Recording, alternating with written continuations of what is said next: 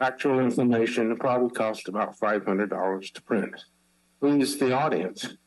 The people of Yuba County are the audience. People in Yuba County are simple folk.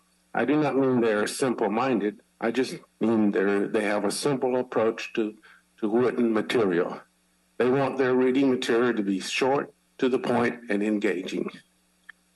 This article was written in the third person, and it is rather long and full of facts and well written, but it's a bit long anyway.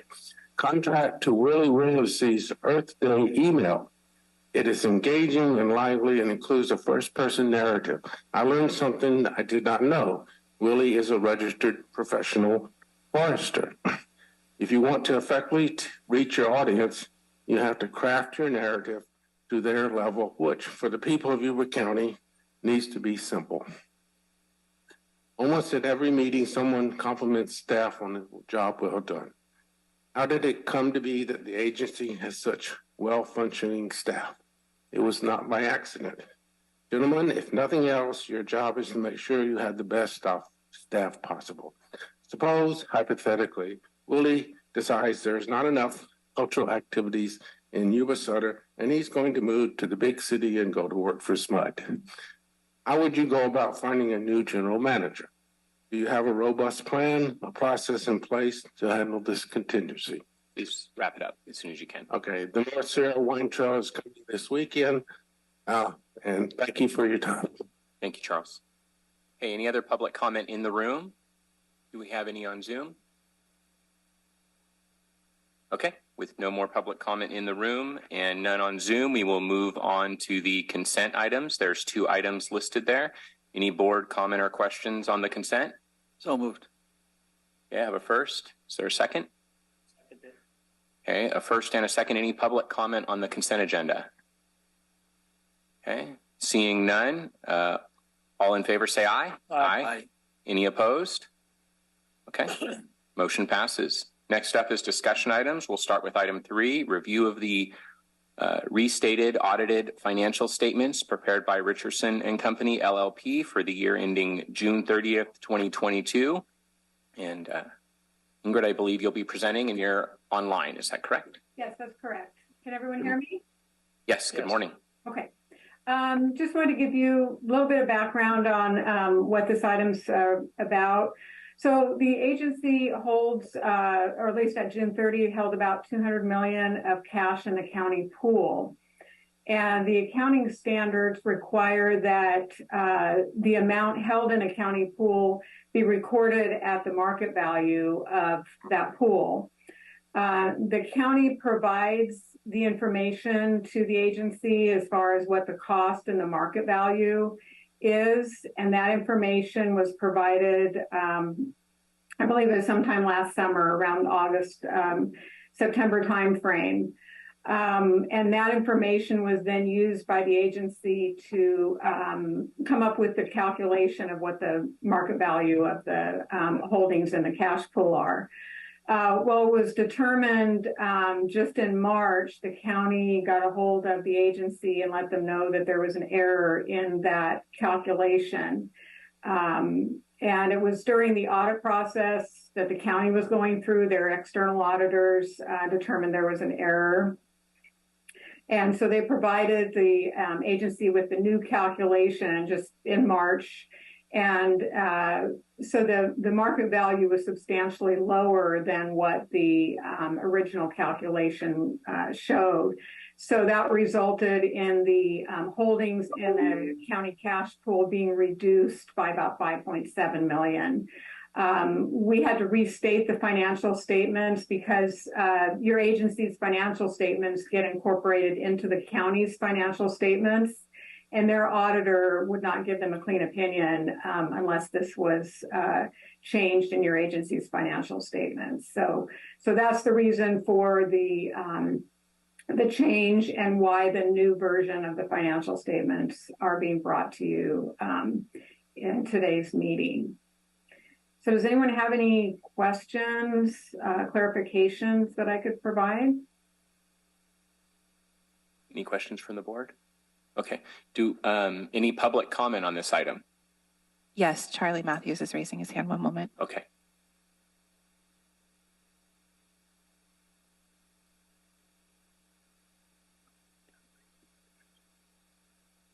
Charlie, you should be able to speak now.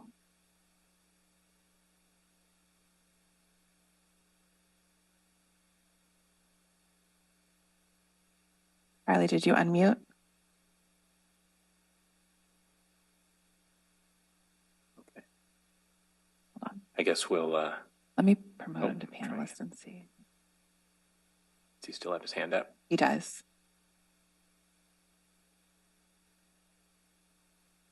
Charlie, you can go ahead.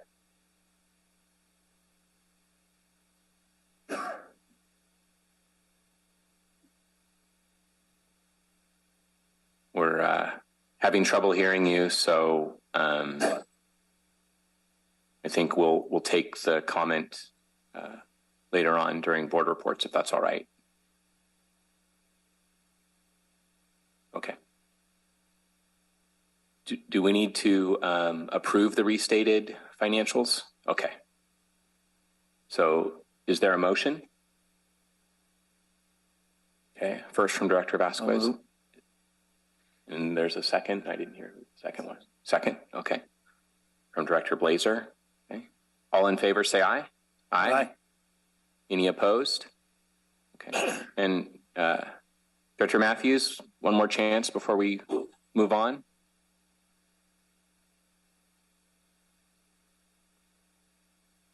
Can you hear me now?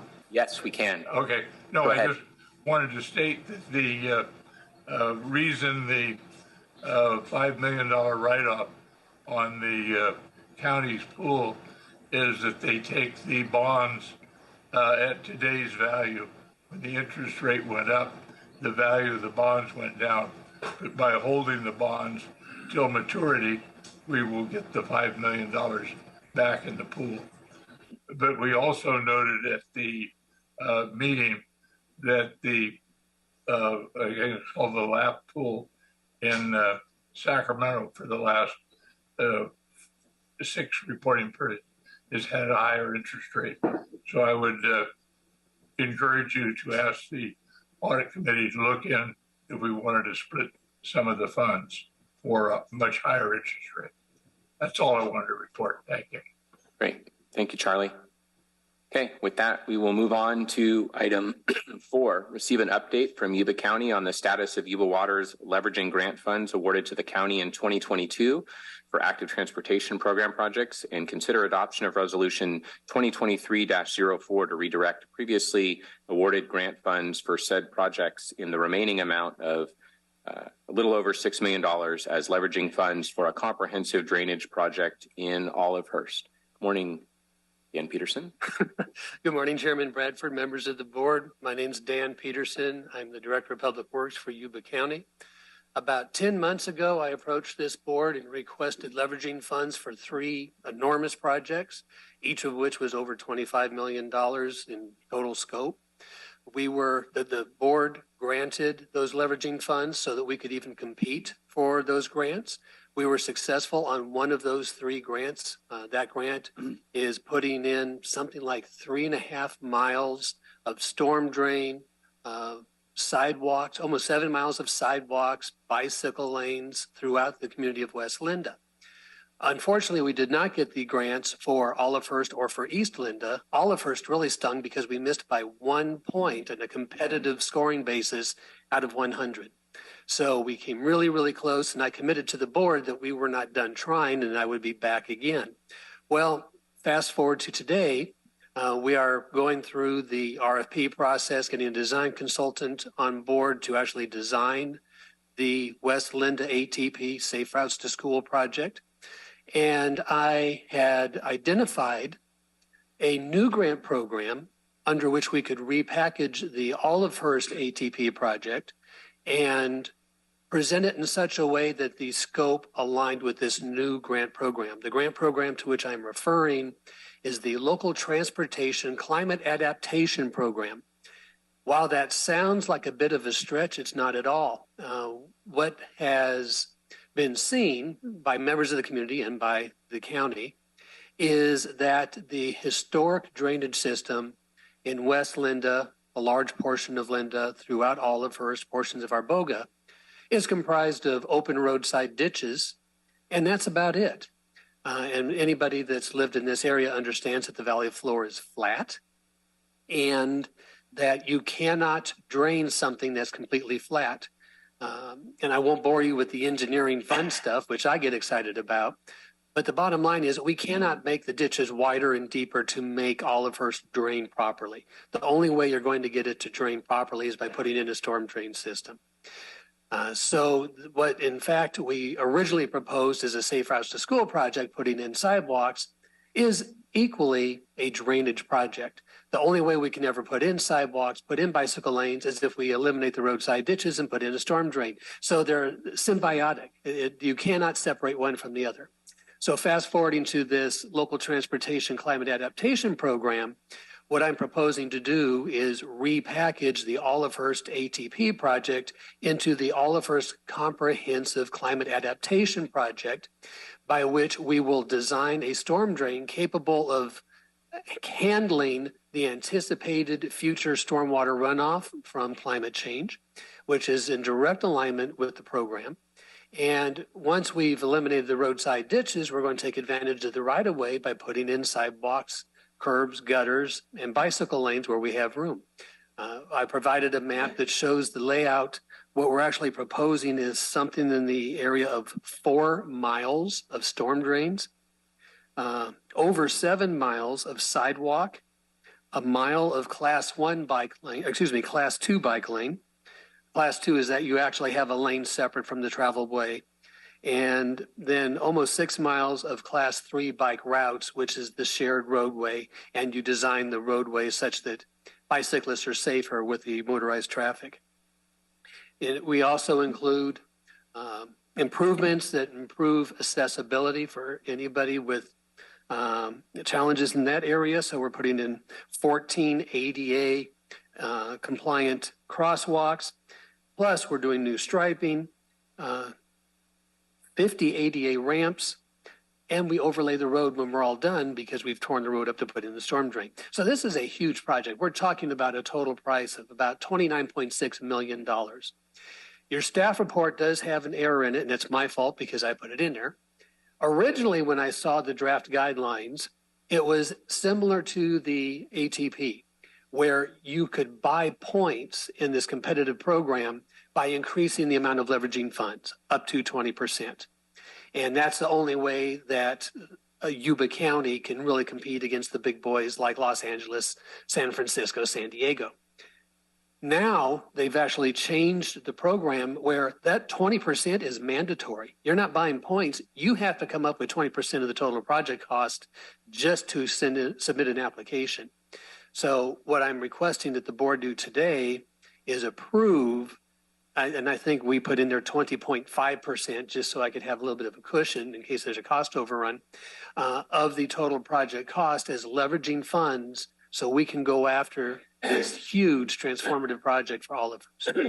So if the board has any questions, I'd be happy to discuss. Any questions from the board or comments? I have a question, Dan, through the chair. So this is a new grant program separate from the one that you applied for before. Correct. Is it bigger? Could we do more streets, more drainage in Olivehurst? Is it something we could go after? The maximum grant application is $30 million. And by coming in at 24, I thought that would be a good strategic number. I never want to push the envelope and shoot myself in the foot and not get anything. We could add an additional street or two if that's the board's desire. But at this point, what I did is I strategically looked at the streets that I needed to start forming a grid and really get that backbone infrastructure in. And then every subsequent project would have a discharge point and we could just connect there too. So the remaining streets would be tributaries to this main, what the term is dendritic system. Well, the reason I asked is because we've had people come in here complaining about the drainage in Olivehurst, and I don't know where the problems are exactly. So maybe there is a small street we could add that would cure a lot of the problems. Do you have any comments on that, Director Fear? I certainly, if we can go to 30 without causing problems, more is better. And so I would certainly be amenable. Why don't we approve the appropriate amount for him to go up to the 29.9 million level. And then if it works out, that would be what you end up presenting and sending forth. So we can approve the financial amount to match that amount, and then you can have the streets follow up with it. Does that make sense? Through the chair. I think he's been successful at pretty much everything he's tried, and I would not think that it's a good idea to modify his plan here, and we can work with whatever we got once we get this. But I defer to his judgment about the amount. Sure. I think what we're saying is we're just going to increase our possible match. He actually is going to make the final determination of which streets, if any, he wants to add to the dendritic backbone so that he can create those tributaries later. So he has that discretion. We're just increasing the amount. The board should start getting involved in that and let him decide. But To the chair, if I may, Supervisor Vasquez, I truly appreciate the confidence. I really do. Yuba County and the Yuba Water Agency have been extremely successful going after these grants. Getting that West Linda grant was unprecedented. You know, it's like David slaying Goliath getting that one. That said, I'm happy to take a look to see if there's an additional street that I can go in there without jeopardizing our probability of success. And if the board would like to, just looking at the numbers, the maximum grant award that we can even apply for is $30 million. And if that is 80% of a project, that means that we would have to have a $7.2 million local share for a $37 million project. And then you would reduce the grant request back down. So if the board would like to amend the resolution and approve up to $7 million to cover 20% of a larger project, allowing us to go for a $30 million grant application. And then I will look to see what we can do.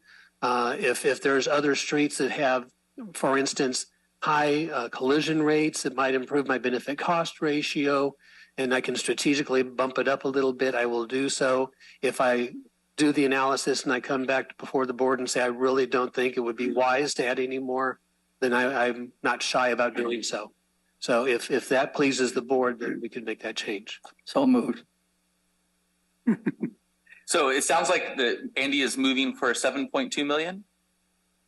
Up to. I'll defer to his successful ability. So just to clarify, I believe it's 20.5% of 30 million.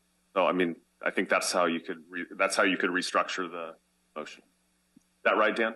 No, the maximum grant award is 30 million, which is 80% of a project. So the total project cost would be over $36 million. So then what's the accurate way to adjust the motion? That's to get you the most discretion for you. So that would be the $7.2 million grant, which would be a 20% copay for a $36 million project. So I will move that we fund up to 7.2 million with the discretion of him coming back with the appropriate street changes, if any. Second. Okay, we have a first and a second. Just for clarification, does not have to come back to the board prior to submission of the grant, right? Because the motion is to approve up to that, but it's just to report back and let us know what's been submitted. Yes. Okay. Can I ask a question? Yes. Is that 7.2 million? Is that still under the amount previously approved that we're repackaging? No, I believe that's starting to edge up over it. We initially were granted somewhere in the area of $16 million total for the 3 ATP projects. We got one of them, and that ate up $5.5 million. One of the projects, since we didn't get the grant, that funding was moved over to the Lyndhurst Avenue, Feather River Boulevard drainage improvements. And I think that we have about $6.5 million left out of the initial award. So we're bumping it up now by about $750,000. I have one other question through the chair. According to my calculator, it's 7.5 million. Oh, well, I would trust your calculator more than my brain at this Fair point. Would anybody like to I amend will their? amend my motion to make up to 7.5 million. May I make a suggested alternate motion for consideration? Maybe do it as a percentage as opposed to a flat dollar amount. So say that it will be up to a 20% match of whatever the maximum grant award is. It's not of the grant, it's the project. It's of the project. Corollary to my 7.5, or as needed, 20% of total project costs so that we can secure 20.5. 20.5% of project costs as needed, whichever calculation is better. Do you second that, Director Vasquez? Okay. Great. Any public comment on this item? Looks like there is some public comment in the room from Mr. Sharp. Yes, thank you. This is another excellent example of how the Yuba Water Agency is able to leverage its ability to improve the lifestyle of the people for Yuba County. The more subtle question is, how much is there an accounting of what these efforts have been and how much they affect the people? Like, it's kind of an accounting question. How much money over time and what has this done to affect it? And right now, about all you can say is a lot. You can't really, so it might be something to think about to kind of be more accurate in what the amounts have been and how it's affected Yuba County. Thank you. Thank you, Charles. Okay, any public comment online? Okay. Seeing none, all in favor say aye. Aye. Any opposed? Okay. I Great. apologize. Can I Good job. clarify Yeah. though? Director Fear did a motion for 20% of total project cost and I Director. did 7.5 or 20.5 or any other calculation. And if we have to take off shoes and socks, we will. 20.5. Thank you. Okay. Thank you very much, Dan. All right, thank you very much. Thank you, Dan. Hey, one quick comment. So I've heard through the rumor mill that Dan Peterson's retiring July 31st. July Is that correct? 31st, this will be my last major grant application as a Yuba County employee. He mentioned that he said this was like David and Goliath type of a grant award last year, and I think we were super successful. He said we worked well together. I agree with that. I don't know if it's possible, Dan, but it would be great if you could bring your successor in before you retire and just say, hey, here's the person that's going to be taking on this role at the county. Welcome, and we look forward to working with that person as well. So if that's possible, that'd be great. Otherwise, congratulations on your retirement. I will probably be bringing that person in after I retire because they're not allowed to go through the entire process of hiring my replacement until afterwards. But I will be around the chambers. My intent is I will be offering my services as a grant writer after I retire as a consultant. One last accolade, in addition to the West Linda project, which he secured, he also secured $3.5 million last month. Yes. For Friendship Park. Yeah. And we're excited about that one. So thank you. Great. Thank you. Next up is item 5, receive an overview of power systems. Phil, good morning. Oh.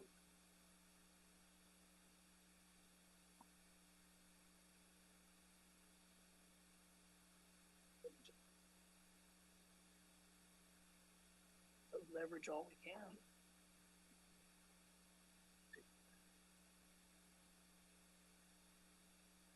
All right, good morning. I'm Philip Cantarina, Director of Power Systems. Today, we're going to provide you with an overview of the Power Systems Division. So up at Power Systems, we obviously operate and maintain the Yuba River Development Project to reduce flood risk, provide water supply reliability, ensure compliance, and generate hydroelectricity. We also provide recreation at New Bullards Bar Reservoir, which is part of our Federal Energy Regulatory Commission license, FERC, better known as FERC. Power sale revenues funds the ongoing operation of the project, provides the means to meet all other missions, and serves as the lifeblood for the programs, grants, and community investments.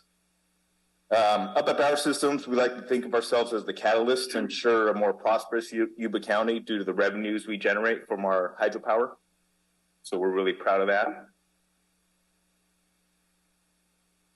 Power Systems Division is responsible for strategic priority number 3 out of the recently released 2023 to 2027 strategic plan, which is to operate the Yuba River Development Project and its power system for safety, regulatory compliance, water supply, and power reliability in an environmentally responsible manner.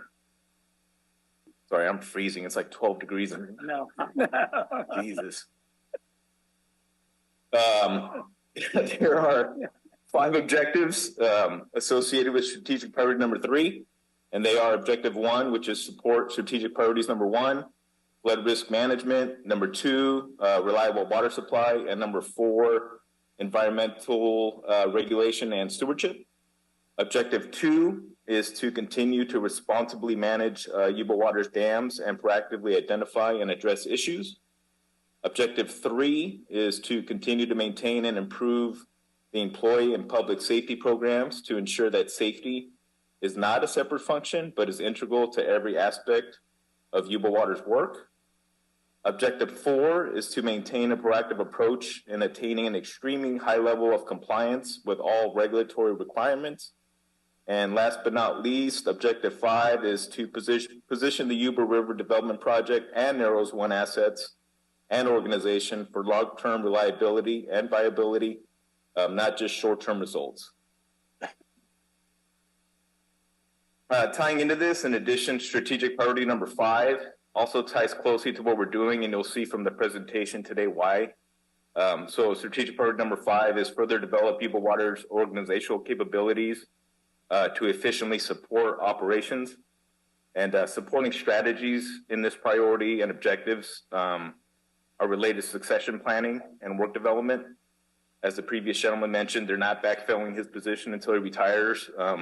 We do backfill before retirements, which is huge.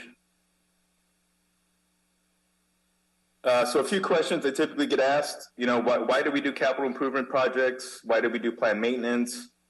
Why do we prioritize our projects? As we go through this presentation, you'll get a better idea of why, but I'll briefly touch on them. So we do capital improvement projects due to our FERC license requirements, both existing and our new license. We're kind of getting ahead of that.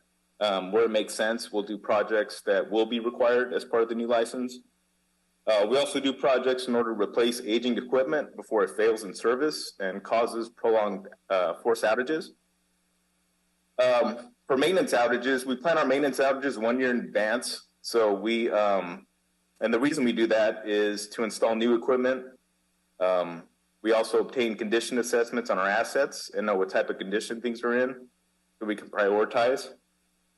With proper maintenance, our assets can last longer and operate more efficiently. And the last bullet there, the reason we prioritize our projects is because we want to spend the proper amount of money on the correct assets at the right time. Asset management assists with this. Risk-informed decision-making process assists with this. Obtaining condition assessment information from our maintenance outages and real-time data from our asset instrumentation also helps in prioritizing our projects. So we're not just winging it. We do have a system on which projects we want to tackle first, and that's part of our yearly budget. And there's also sometimes there's FERC deadlines associated with projects. So that would also drive where we spend our money. Org chart. So I have 4 of the best managers that are here with me today. They're Justin Hoffman, our engineering manager, Carl Parker, operations manager, Avi Sanders, our compliance manager, and Joel Ferreira is our maintenance manager. And they're going to speak to their departments and kind of what they do to give you a better understanding of what Power Systems Division does. Here's the full org chart. So there's currently 45 employees, counting myself, in the Power Systems Division. It takes each and every one of them to make this thing work. They are some of the smartest and hardest working people you'll ever meet. Now I'll hand it over to Justin for engineering department update. All right, thanks, Phil. Good morning, everyone. So within the engineering department, as Phil mentioned, you have the strategic plan, and basically that cascades down into our department business plan. And so the department business plan is made up of the following objectives. The first one is support agency operations and maintenance. So we're here to support on more of a long-term process for operations and maintenance. The next one is to maximize revenue by implementing and supporting programs to improve efficiency, reliability, and availability. Number 3 is minimize expenses by controlling costs by developing solutions for maintenance and operational problems. Number 4 is monitor and report on asset performance with goals of minimizing losses by catching problems early and reducing risk of forced outages. Number 5, provide core technical expertise to solve problems and issues within the division. And then the last one is provide an owner's engineer and project management services in support of non-routine and capital projects. So as we go through this presentation, I'll kind of wrap it all back to these objectives. Within the engineering department, there's 7 of us. We have Casey just going across left to right. We have Casey is a civil engineer. She started as a intern with the agency. Now a staff engineer. We have Aaron, mechanical. Matt Murray, he's a civil. Ben Deal is in the audience, is a mechanical. Kelly's our engineering technologist. Tom is electrical engineer, and Tim is our chief dam safety engineer. So at kind of a higher level, within the staff of the engineering department, these are kind of focus areas that each of them spend a lot of their time on. We have Tim, Chief Dam Safety Engineer, is focusing primarily on dam safety. We have a mechanical and electrical engineer. This is Tom and Aaron. They're focusing on powerhouse rotating machinery. And then we have Ben, single engineers working on asset management, trying to understand what's going to bite us in the future so we can plan for that not to happen. And we have 2 engineers focusing on bigger capital public works projects.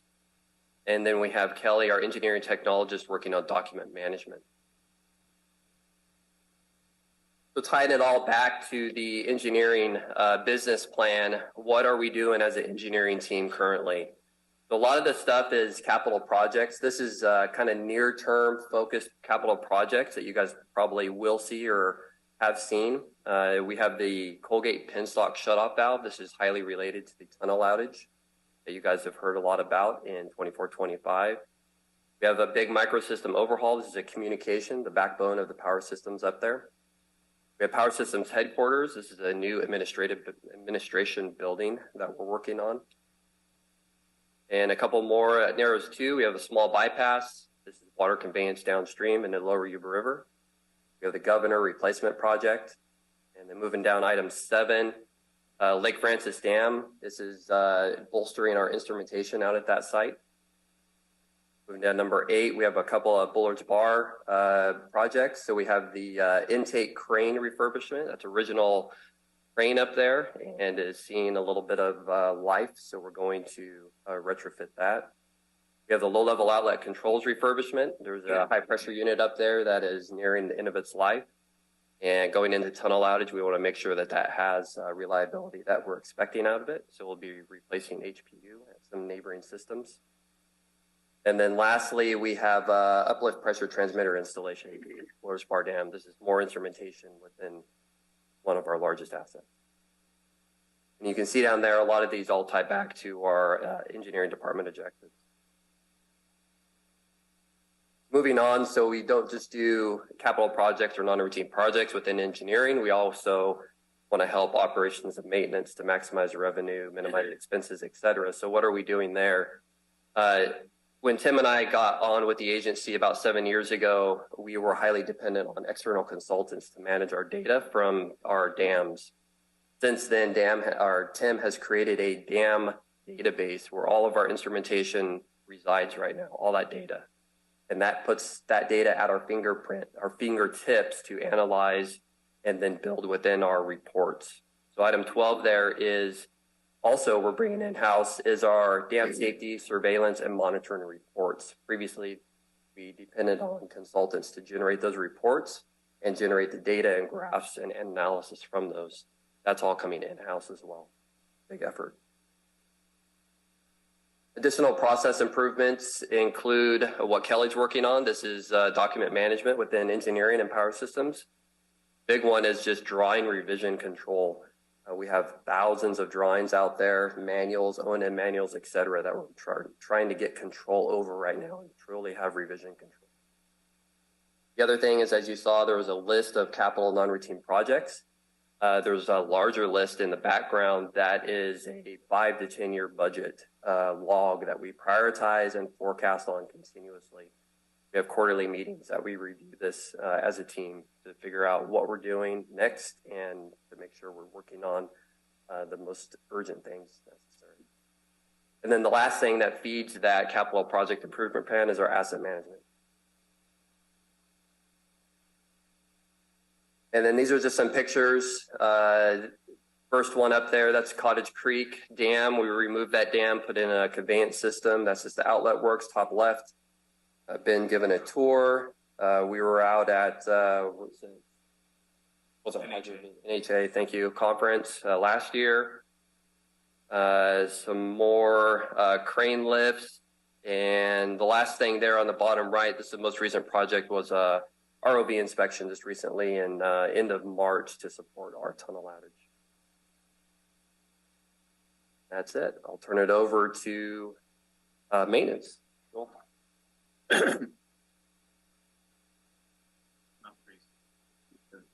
Very cold. All right. Good morning. My name is Joel Ferreira, and I'm in charge of the maintenance department here with the agency. As the name implies, we handle all the maintenance in the agency, whether it's outside in the watershed, the turbines, etc. So here is the organizational chart for the maintenance department. Should have 20 folks on there. Probably administer a test when we're done with names and titles for you guys. Beth, you're taking it? No? All right. Oh, let me move on. So yeah, this is the department. I'm indirectly responsible for everyone, but we do have 5 direct reports. They're not called out in this org chart, but I'll go into it in a little more detail on the next slide. I bullet pointed 4 of the departments. The bottom one has 2, so that's the total of 5 that I was referring to. The communications department takes care of basically, as it says, communication. So we have 2-way radios, basically CBs. We communicate when we're in the field with the vehicles. We talk to the operators in the power plant, and they keep that communication up. We also have microwave towers that we're responsible for, and that will take information from the power plants and take it up to towers. You've probably heard of Oregon Peak, Hallwood, and we'll communicate around that way. So our communications department handles a lot of that, working with the IT department. The electrical department sounds pretty simple, basically electricity, but it's all high voltage. And that's broken into 2 divisions. We have the elect techs. They handle protection, relay, and metering devices. Basically, I give an analogy on cars to keep it simple. They make sure the check engine light comes on the car when the car's having problems. And if the car's overheating, shuts the car down. And that's how we basically apply that to our units.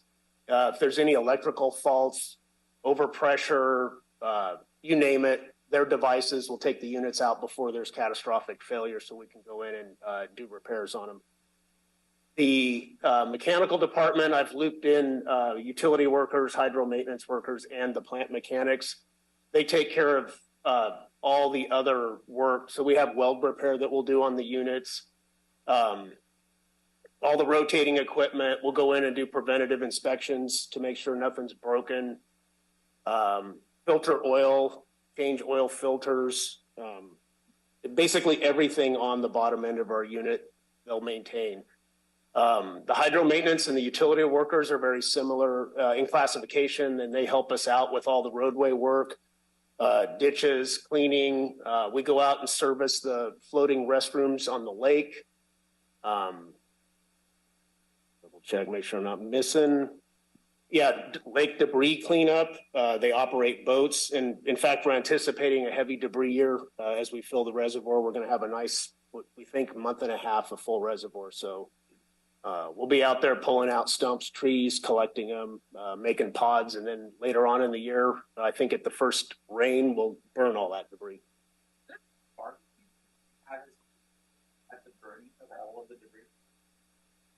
We probably could. That's an awesome bonfire. Yeah, there's people waiting in line to go do that. That's fun. But I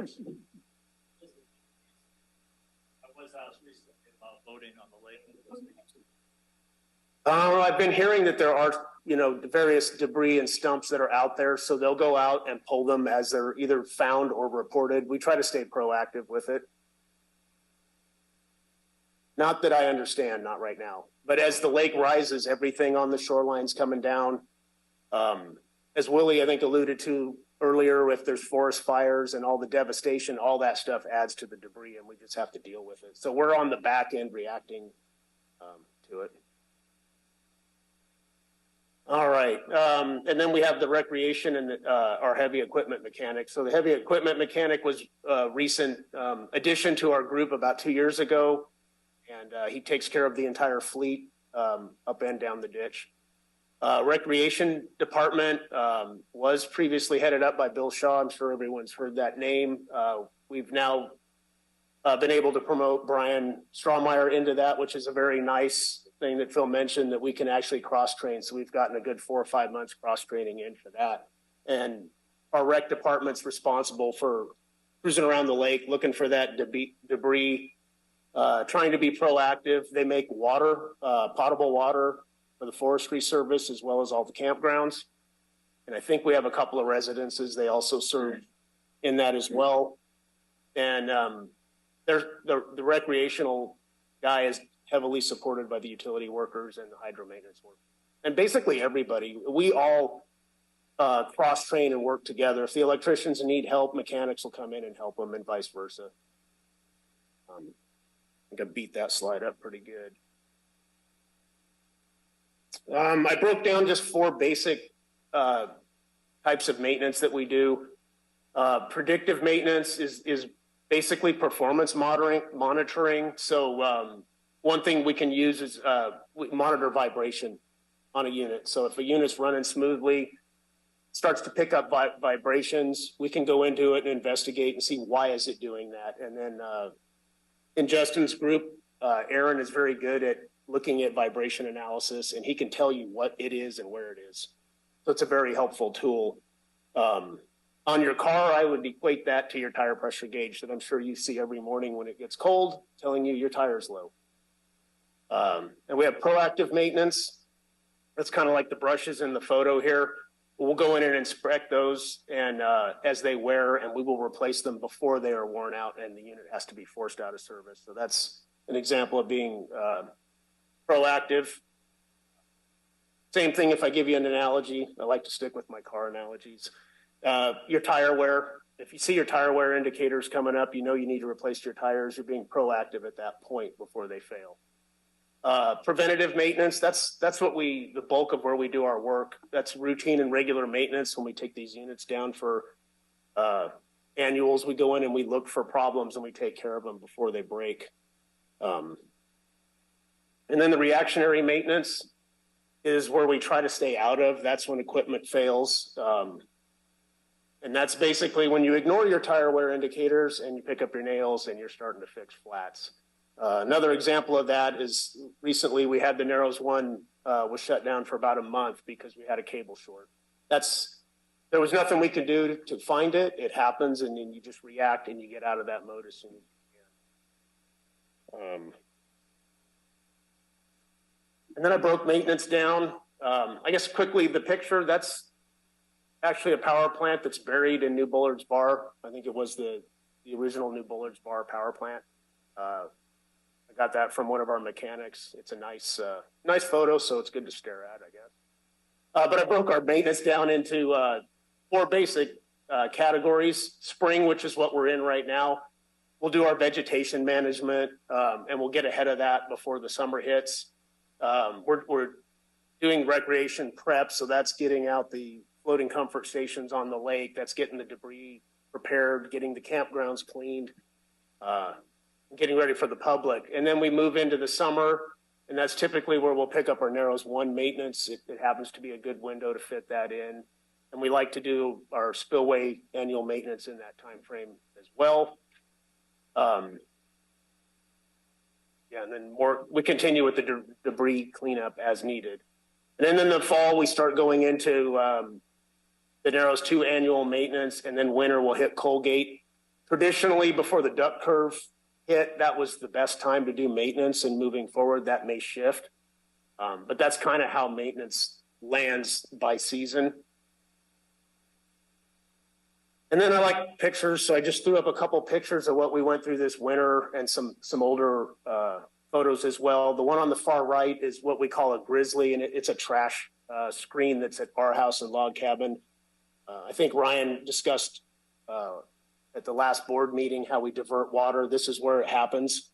So depending again on how much damage there is with the winter, the snow, fire, we pick up a lot of debris, and this wasn't too bad this year, but it kept us busy. And then picture in the bottom center is a different view of that debris piling up.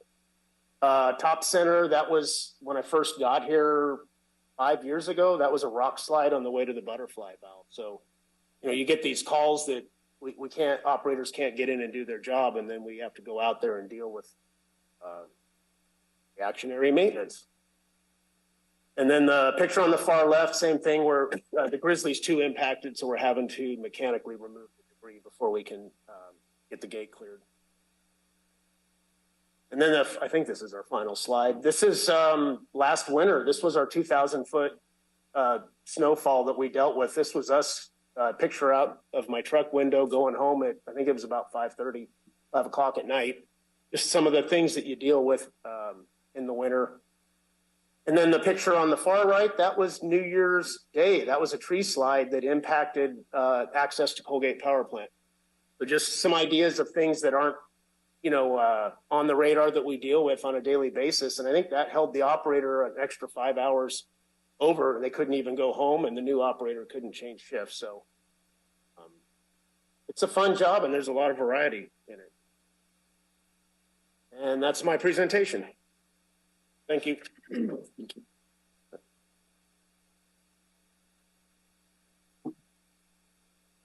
Good morning, I'm Avi Sandra, and I'm the compliance manager. Can you guys hear me? Yes. Morning. So we're compliance, not enforcement.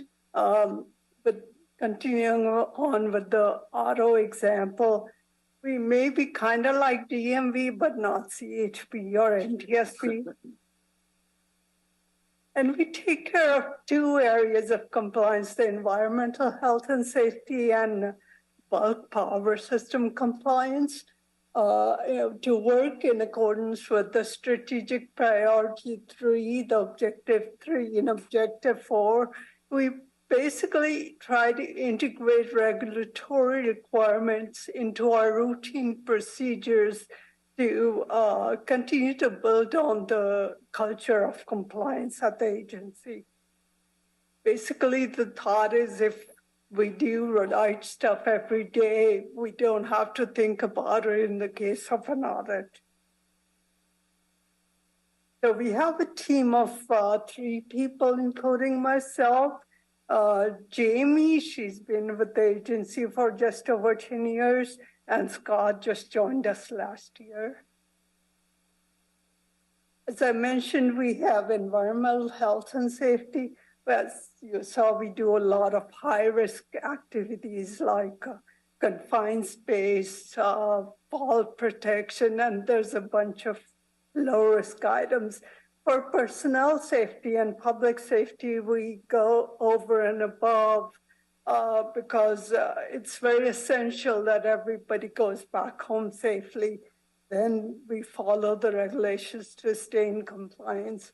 Bulk power system reliability is basically following the standards that were implemented by the Energy Policy Act of 2005. So for the bulk power system, this is the regulatory structure. It was enacted by the Congress by Energy Policy Act of 2005. So FERC's at the very top. FERC delegated the task of standard development to NERC, which is the Electric Reliability Organization, and WEC is the enforcement arm, and we're at the very bottom as a generator owner operator.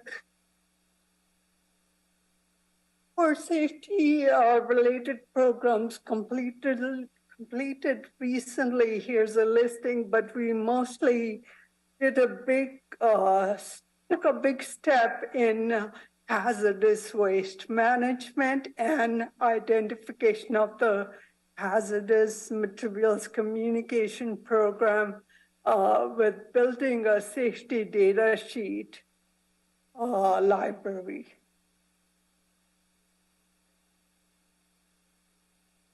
For NERC, which is the bulk power system reliability compliance, there's a big change going on with the whole electrification and the recent clean energy initiatives.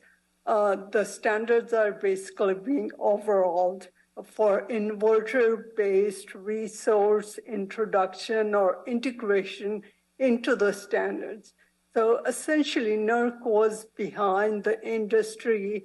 The clean energy and the electrification was ahead. So the standards are now being caught up to make sure the solar and all the DERs are included in the standards.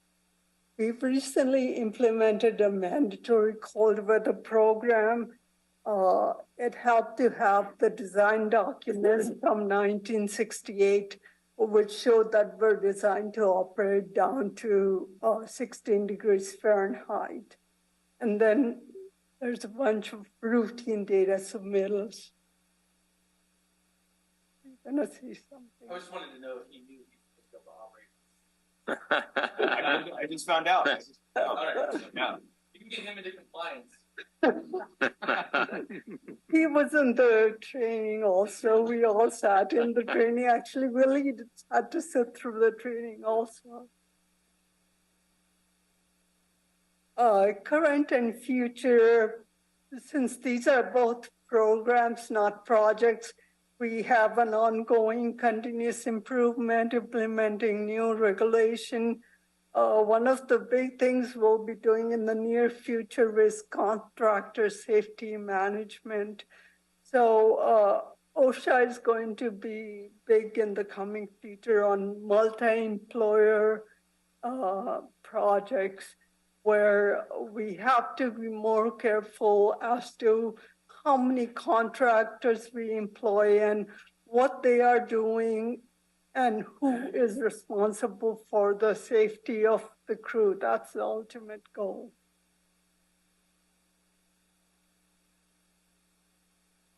And yeah, I already said all of this. And our challenges are agency growth, basically. One of the big things we're doing on the safety side is previously we were focused on power systems, as that's where most high-risk activities happen. But we're expanding it to the entire agency now and making sure we apply it to all personnel. We do a very wide spectrum of tasks, so that makes it a little bit more complex to sort of integrate it into our routine operations. And one of the biggest challenges is availability of qualified personnel. We've had a vacancy in our department since March of 2022. That's all. Kelly? Good morning. My name is Carl Parker. I'm the operations manager here at the Yuba Water Agency. I've been with the agency 8 years, started off as an operator, been in the management role now for the last year. Just going to give you a brief overview of what operators do. we're one of those departments that if we're doing our job, shouldn't hear about us. You know, we're there 24/7, running the plant, keeping an eye on everything. And that's exactly what we do. We have 11 operators in my department. A senior operator, Arnold, he's the actually longest serving employee in the agency, been at the agency 17 years. So with those 11 operators, we've got 263 years of experience. We have a very experienced group of operators, but there's a wide range in experience. Most experience has 44 years. Least experience has 4. And I'll go into it a little bit later, talk about some of the challenges and opportunities that present. So what does operations do? Well, I can read the slide here. You know, in support of strategic priority number 3, we operate the dam powerhouses. But really what we're doing is we have employees on the project 24/7. So we have an operator sitting in the control room 24/7, 12 hours shifts, Thanksgiving, Christmas, doesn't matter, there's somebody working, keeping an eye on the entire project. And so the most important thing that we do, of course, is ensuring public and employee safety. Those operators are always monitoring the dams, monitoring them for security, monitoring downstream flows. So the second most important thing we do is, of course, providing environmental security and compliance. We're watching all the water flows, making sure that we're staying within compliance of our license requirements, and just ensuring that we're taking care of the assets that we have been entrusted with. The other things that we're doing is we're making sure we're making power, right? As you know, Phil alluded to earlier, that's what funds everything that we do as an agency. We take that very seriously. And we work as a team. So a big part of what operations will do is we'll tell engineering, this is what I need the system to do so we can accomplish our responsibilities. Engineering finds a way to get it done.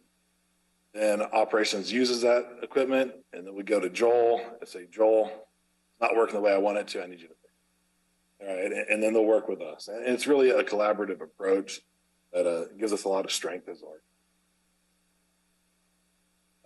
Operators are really kind of split into 2 groups. We have roving operators. These are day shift employees. They come in the morning, and then they travel throughout the entire project, checking all the dams, all the water flows, checking the remote powerhouses, making sure everything's operating the way it should, and just kind of keeping an eye on the entire project. Those operators are also on call. In the middle of the night, operator in the control room detects something going on.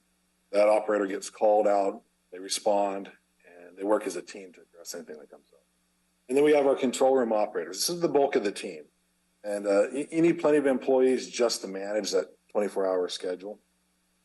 You know, in control room operators, you know, I've always heard 99% boredom, 1% sheer terror.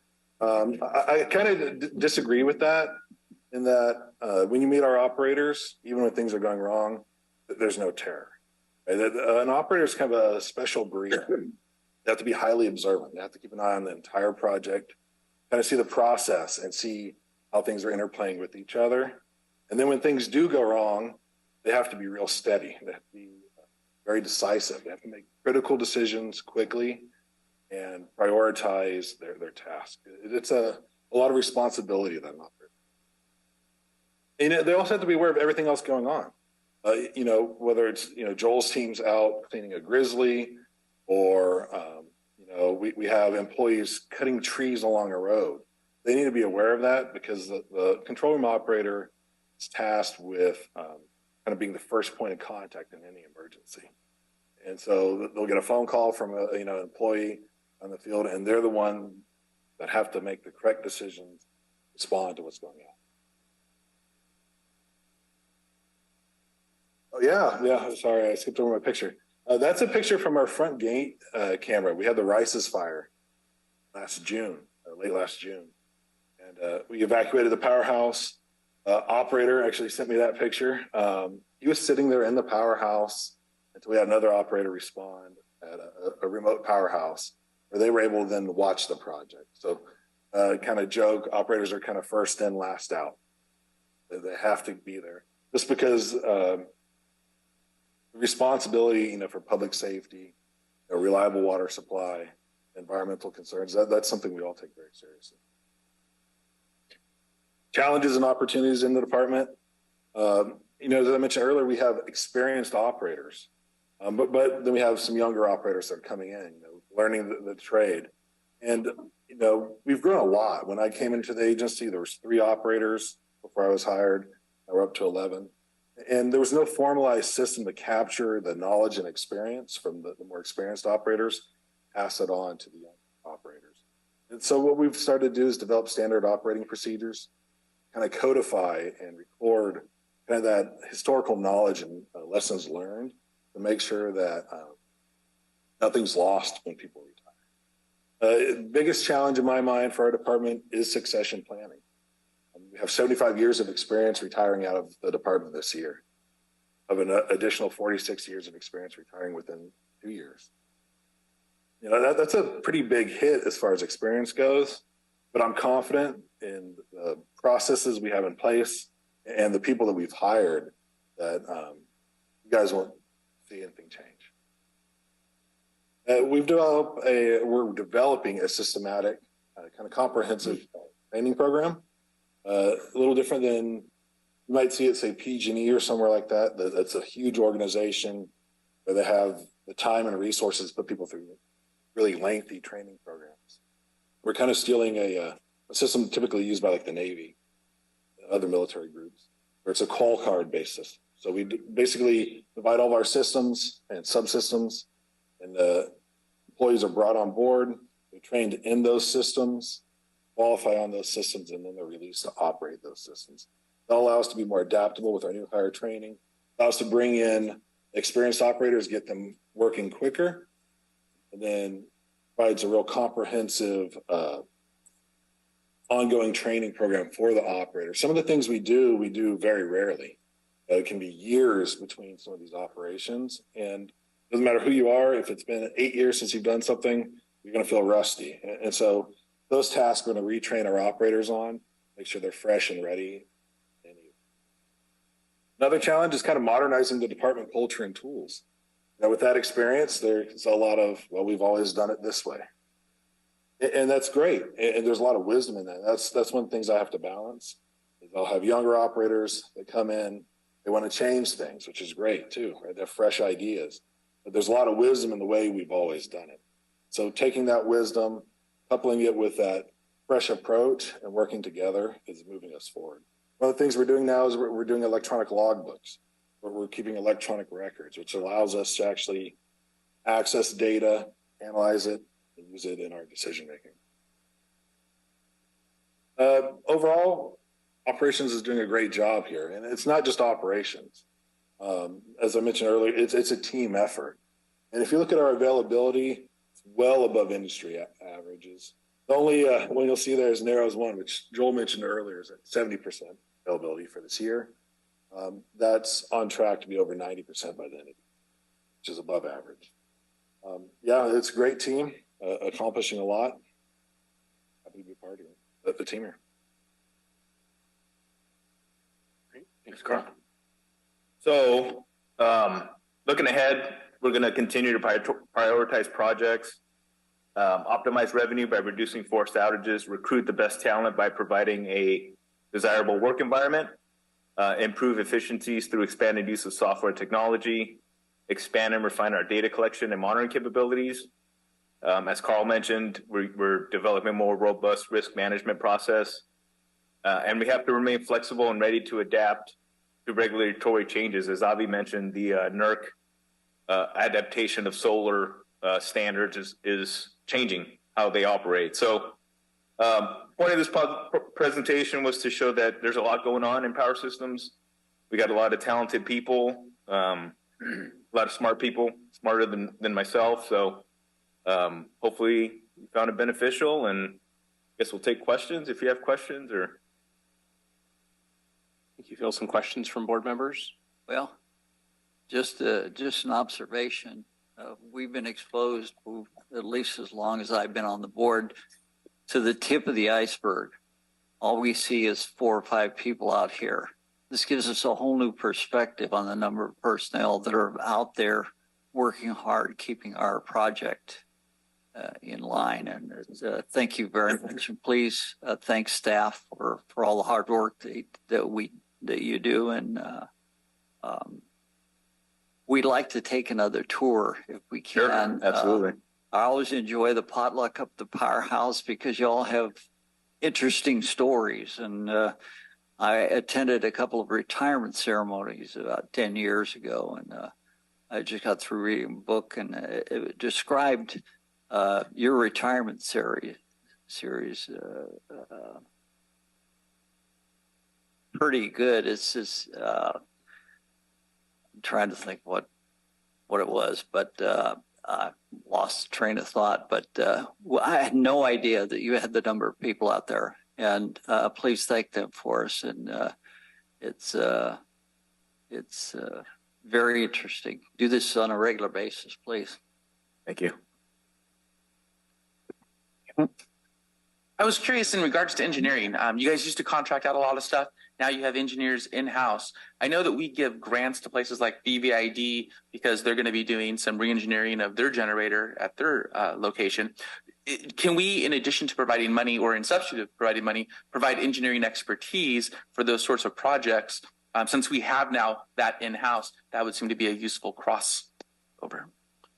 Yeah, I'm not sure how that would work with BVID or any neighboring agency as far as responsibility and who owns it, and haven't looked at it, but yeah, I think that's a great thought, is see if we can help other neighboring agencies. But yeah, we haven't looked at it. And the same thing, of course, applies to clearing roads of trees when landslides. I assume we help Public Works when they do that. So I just thought with that engineering talent, that. Yeah, just something like that.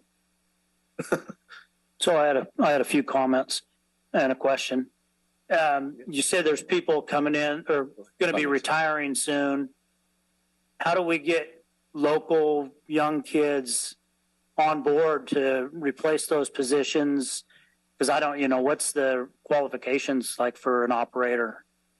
Yeah, so for engineering specifically, Justin and his team go to career fairs, engineering career fairs. We have the internship process for engineering. Operators is a little more difficult. I don't know, Carl, if you wanted to speak on how you try to recruit people. We usually try to steal people from other places, but there's not really a trade school for operators. It's a little more difficult. But I don't know if you want. It's called PG&E. Yeah. Yeah, I mean, a majority of the operators did come from PG&E.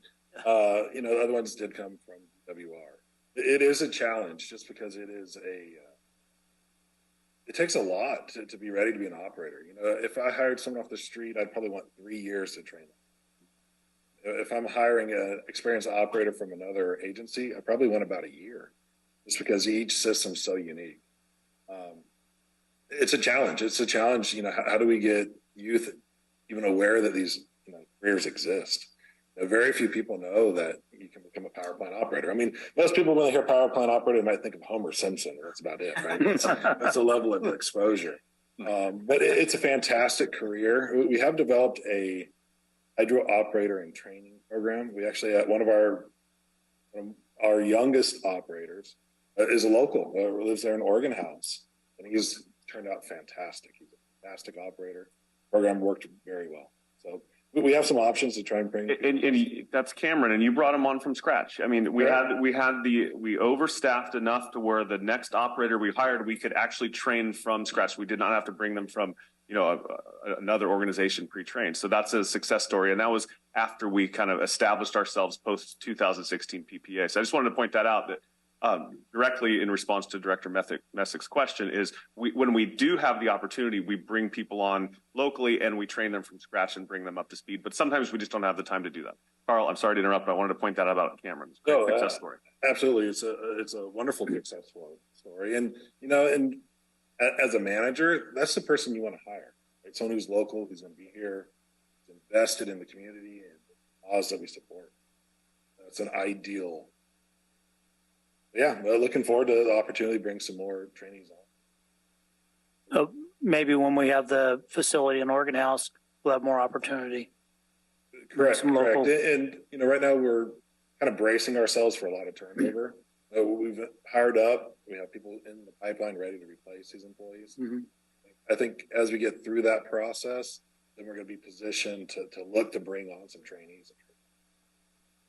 Yeah, and another thing we're doing in the maintenance department is we created an electrician in training program, an elect-tech in training, and a mechanic in training program. And that's to kind of have a career path for a utility worker. Let's say this utility worker is interested in being an electrician. Well, now we have a 2-year program that he can go that route. We actually have somebody doing that internally now.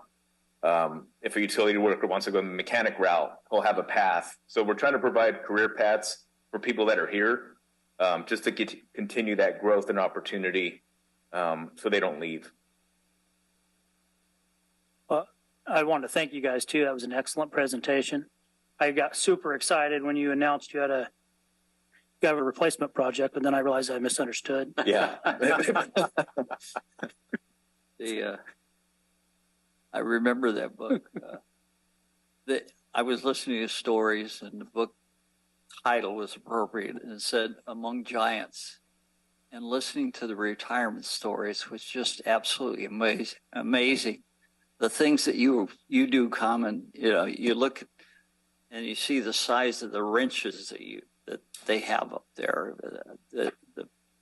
Everything you do is huge. So, thank you. Any additional? Yep. Go ahead, Director. I was trying to take some notes because I was having trouble just finding the right words, but your passion for your jobs really shows through, and your dedication, and I think we're all here probably because we're really proud of this asset we have in Yuba County, and it's just great to see the right people taking care of it and operating it, and I echo what Andy said. It's just really enjoyable. All the presentations we've had to get to hear from you guys and see that passion. And it's just humbling for me to be a part of your team. So thank you. Thank you. Great. Okay, thank you. I know Andy did a great job, I think, summing up the opinion and thanks of the board. So for you and your team. So appreciate the presentation and appreciate what you guys do on a daily basis. And I certainly was wowed by the size of the team and the diversity of what the roles are and everything that goes on. So appreciate that. Great. Thank you. Oh, I think Director Blazer has something too. Yeah, it's just to follow up on what everybody else said. It's just really good to see the vastness of this staff. I had some idea, but not a complete idea of how many people you have and their expertise. So really appreciate it. Thanks. Thank you. Great. Thank you very much. Thank you. Willie. Well, you know me, I have to talk, so I'm not going to go to the manager's report yet. I'm going to talk about the presentation. Director Blazer just said he had some idea of what we do up there, but not a complete idea. And we're doing a series of presentations to show you all the different areas the agency works. That proves our point. That's exactly why we're doing this, is so you all know exactly what we're doing and what it takes to run this organization. And so half the staff, basically 45 people, work on what you just saw the presentation on. We do all the other things, flood control and water supply and community engagement and all that. But half of the staff works on this, our biggest assets, but that's what they work on. I want to also give a little clarity to what this staff looked like. And Carl mentioned it, what it looked like, 10 years ago in preparation for coming out from under PG&E's power purchase agreement. Justin went first, and he's the engineering department, and he showed his engineers and all that. Did not exist. We had one engineer. Compliance department did not exist 10 years ago. PG&E did all that. PG&E did all the engineering. Maintenance was less than half of what Joel has today 10 years ago.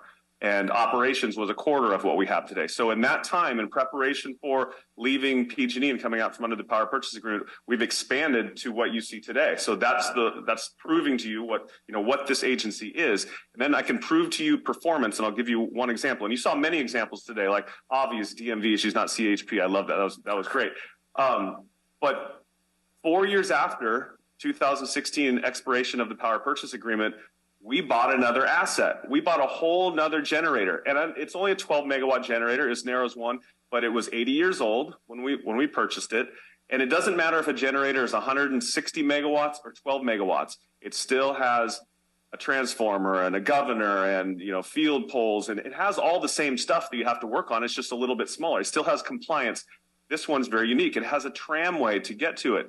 So 4 years out from under PG&E, we hand them a whole new asset, and it's like they've owned it forever. It's just like it just came into the mix. They did, you know, their capital assessments on what we want to invest in. And by the way, the reason it only has 70% performance factor is because we decided not to put the 15 to 20 million into it just yet. But at any rate, they just brought it into the fold, and it was like we'd owned it forever, and it was no big deal. And that just shows you the skills, abilities, and planning of this group. And honestly, that was 3 years ago, and I don't hear anything about, oh, I can't believe we took on Narrows 1 and it was too much and we need more employees. It's like it's been there forever. So that's just letting you know that the performance and the abilities of these folks and what they do. So I'll always pound the employees. I'll pound on how good they are, but it's because they're good. So I just wanted to point that out. Okay, now I actually have my job. Before we move on to that, I think there's a public comment on the presentation, so I'll take that.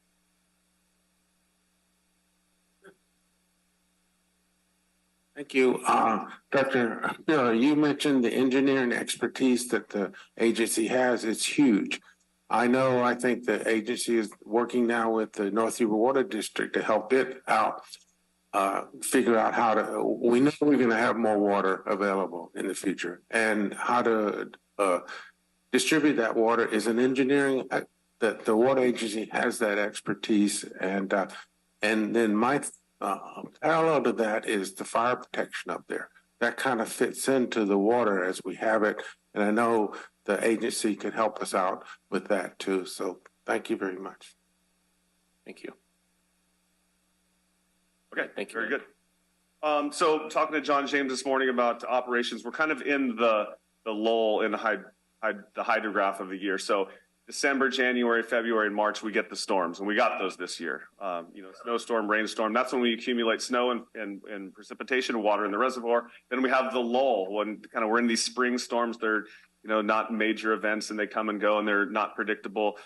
That's where we're at right now. But it's not warm enough to significantly melt the snow. So, kind of mid-April, that's where we're sitting. Over the next few weeks, it'll start to warm up. These springtime storms will go away, and then we'll start seeing significant snow melt.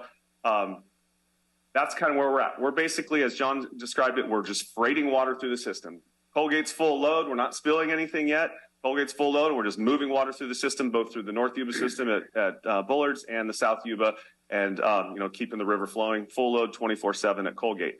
We're about 30,000 acre feet away, or spread between the actual storage in New Bullards Bar and what we're allowed to store with the flood pool. But that 30% will be filled up once we see the snow melt. We'll just kind of match them, and we'll be full. And like Joel said in his presentation, we'll have a full reservoir through until early July, and then we'll start drawing it down, and it'll come down, by the end of August. So it's going to be a great recreation season.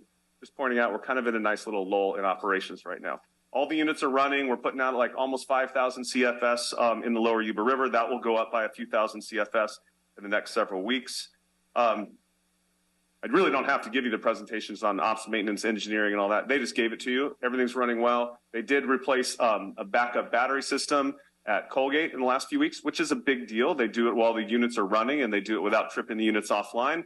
And I gave them a hard time last Wednesday when I was up there. I said, don't tell me how you're doing it. Don't tell me your method. I've heard it. I've seen it. And the guys went to switch it over at PG&E, and they tripped the unit offline. I said, just tell me when it's done. Well, I got the email this morning with their report, and it's done. So they were successful. So I want to thank them for that. We're moving into El Nino conditions, and the report from John this morning says we're moving into El Nino conditions faster than anticipated or previously forecast, which means the temperatures in the Eastern Pacific are warmer faster than we thought. And that kind of foreshadows what weather could come, or what weather has come in previous El Ninos. During previous El Ninos, you'll get warm, significant storms, not major snow events, but just a continuous warm storm. So that could be what we'd see next year if traditional El Nino conditions do show up. Reservoir storage is great throughout the states. Snowpack's great throughout the state and continues. Government relations update. I'm pleased to report that Senator Feinstein, Senator Padilla, and Representative LaMalfa have all submitted congressionally direct spending requests for $1.5 million for the proposed Army Corps of Engineers Upper Yuba River Basin feasibility study. And we appreciate that we have strong support from our congressional delegation for the study, and the requests will now work their way through the appropriations process and will continue to engage in support. This is a comprehensive study where we're asking the Corps to undertake to study all of the work that has been done in our region the past, let's say, 20 years, the major efforts that have been undertaken, and kind of just to prove that the study that we presented to you a few board meetings ago that Ryan presented is actually accurate, and those are the next set of flood control investments that the agency should make. Now, we went ahead and did our study because the Army Corps process takes a long time, and we felt it valuable to have that at our fingertips if we needed it. But we will hope to get the study underway and help us legitimize the plans that we have for the region. In communications, the appealed Democrat covered some of the new federal funding for the North Yuba Forest project restoration efforts in our watershed, as well as our last board meeting with the water supply presentation and the grant to BVID. The appeal and territorial dispatch both covered our being named as an official Blue Zones workplace, and the appeal also gave us great coverage of the, and you can help me, the walking moai. The walking moai our staff did at National Walking Day. And in community relations, this weekend is the United Way's Denim and Diamonds event we are sponsoring. And on April 28th, we're sponsoring the Kiwanee Spring Fling for Kids Golf Tournament. And our next meetings are a regular board of directors meeting, an ABP, and a pod meeting on May 2nd. Thank you. Great, thank you. Any board questions or comments on the report? Okay, we'll move into board comments then. Director Matthews? Yes, I would like to compliment the Power Systems Group. And as Willie reported at the last meeting, I guess you call them the sales group, met and came up with different programs that increased our revenue. And I am assuming, and I think very correctly, that the Power System is always coming with plans that keep us first, the generators never going down unexpectedly, but also any new ideas as to how to make things more efficient or to make more power.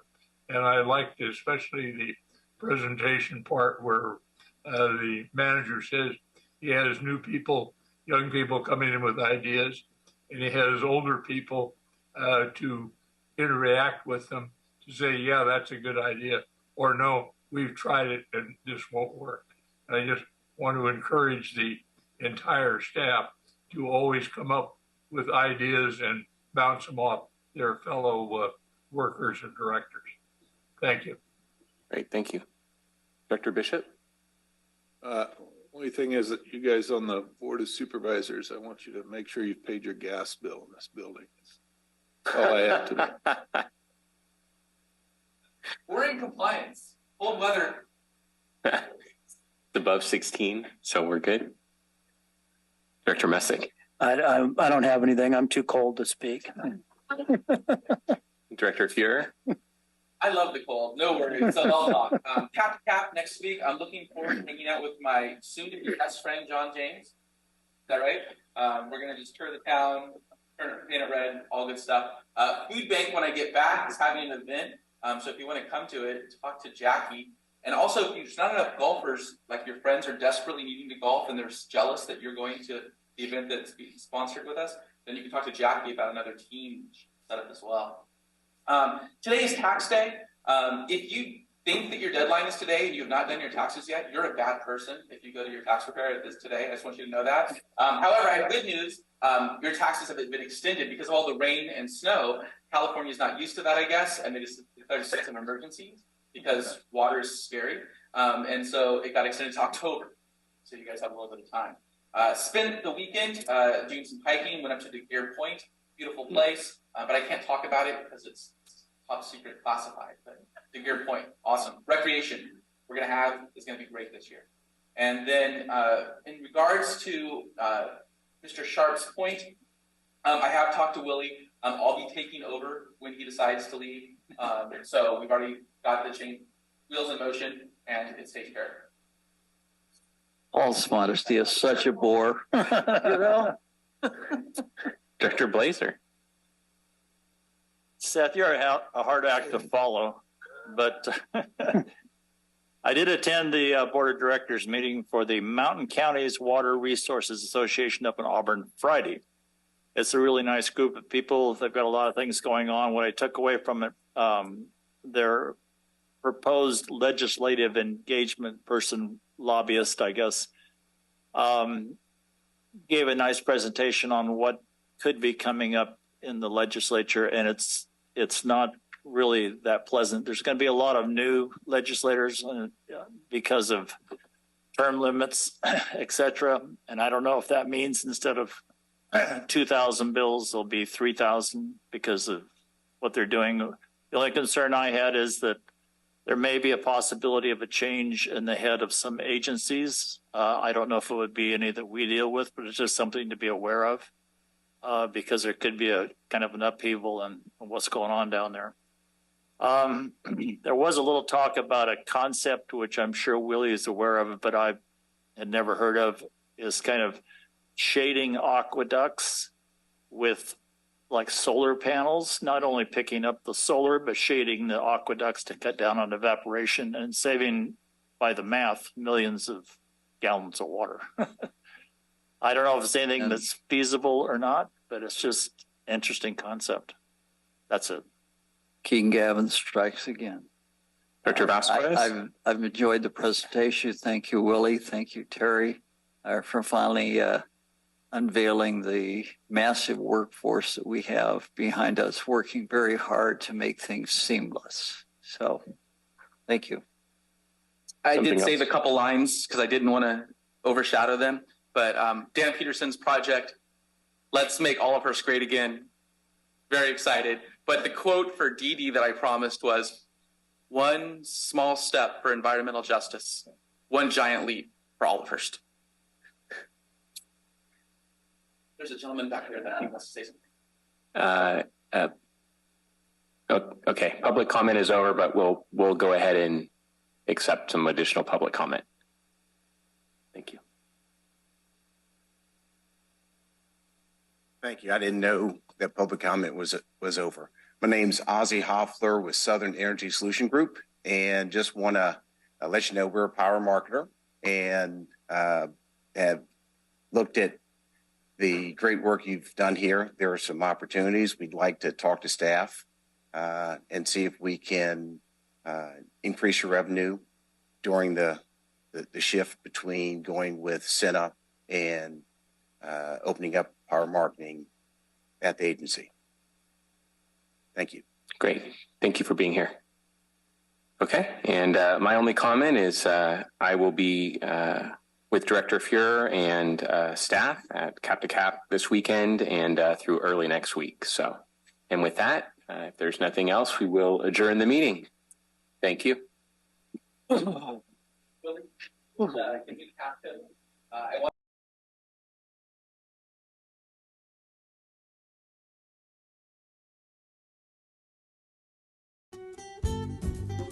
Yuba-Sutter.live's local government live streams are presented by Plumas Lake Self Storage in Plumas Lake, where lifelong local residents are helping other residents keep things safe, providing indoor storage units, outdoor RV and vehicle parking,